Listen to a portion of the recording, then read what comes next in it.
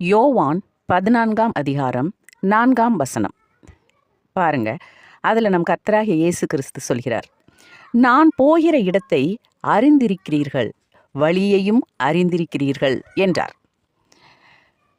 இதை தம்முடைய சீஷர்களை பார்த்து அவர் சொல்கிறார், நான் போகிற இடம் உங்களுக்கு தெரியும், அதுக்குரிய வழியும் உங்களுக்கு தெரியும் அப்படின்னு சொல்கிறாரு. அப்போ தோமா அவரை பார்த்து சொல்கிறாரு, நீர் போகிற இடம் எங்களுக்கு தெரியாதே, வழியையும் நாங்கள் எப்படி அறிவோம்? அவருக்கு ஒன்றுமே புரியலை.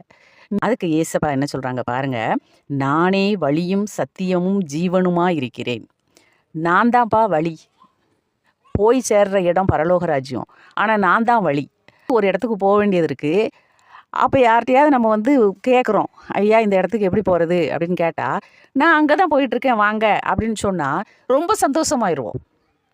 பரவாயில்லையே அப்படின்னு சொல்லிட்டு இவரை ஃபாலோ பண்ணால் நம்ம அந்த இடத்துக்கு போயிடலாம் அப்படின்னு ஈஸியாக என்ன செஞ்சுருவோம், போயிடுவோம்.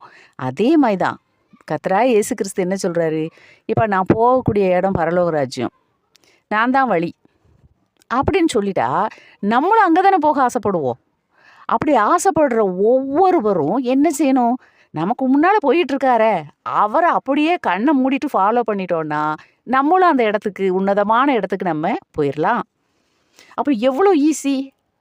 அவரை போல வாழ்வதுதான் பரலோக ராஜ்யத்திற்கு போகக்கூடிய ஒரே வழி. எப்படி வாழ்ந்தார் அவரு? அவரை போலவே நீதி, நியாயம், வாழ்க்கையின் மூலம் நற்செய்தி பரப்புதல், தேவனிடத்தில் விசுவாசம் போன்ற அனைத்தையும் பின்பற்றி வாழும்போதுதான் பிதாவினுடைய வீட்டுக்குள் நாம் பிரவேசிக்க முடியும்.